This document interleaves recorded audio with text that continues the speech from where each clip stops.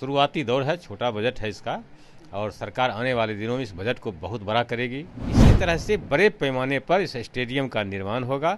हम लोग को भी अभी आया है कि विधायक जी ज़रा देखिए, मंत्री जी कहाँ कहाँ कुछ स्टेडियम जो है काम शुरू कर दिया और अभी तक वो काम पेंडिंग पड़ा हुआ। तो कहा गया है कि मंत्री जी जाकर के आप देखिए कहाँ कहाँ वो स्टेडियम का काम अभी पेंडिंग पड़ा हुआ है, जो काम चालू किया अभी तक होवे नहीं किया।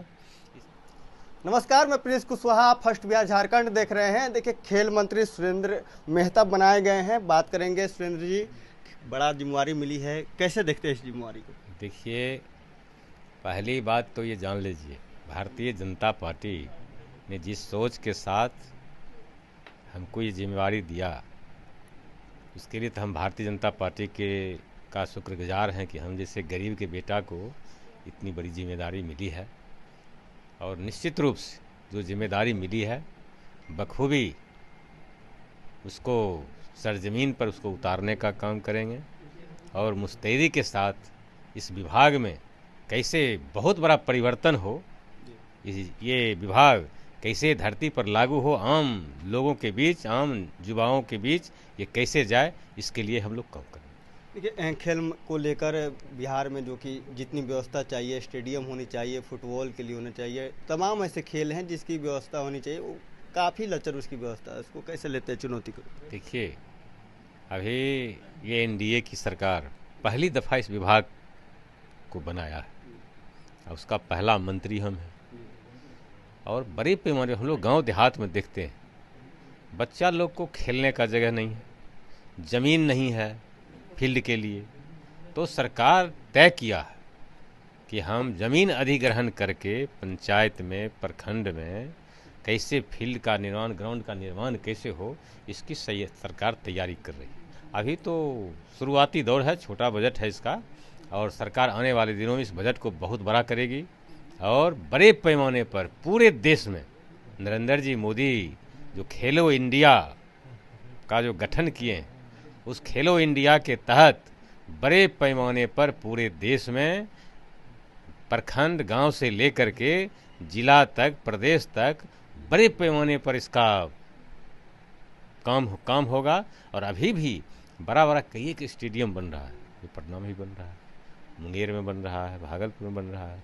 इसी तरह से बड़े पैमाने पर इस स्टेडियम का निर्माण होगा। हम लोग को भी अभी आया है कि विधायक जी ज़रा देखिए, मंत्री जी कहाँ कहाँ कुछ स्टेडियम जो है काम शुरू कर दिया और अभी तक वो काम पेंडिंग पड़ा हुआ। तो कहा गया है कि मंत्री जी जाकर के आप देखिए कहाँ कहाँ वो स्टेडियम का काम अभी पेंडिंग पड़ा हुआ है, जो काम चालू किया अभी तक होवे नहीं किया। इसलिए इसका भी लिस्ट बनाइए और अविलंब उसमें कैसे काम हो, वो बिहार सरकार का निर्देश है कि जल्द से जल्द उसमें काम कैसे किया जाए, इसकी तैयारी कीजिए।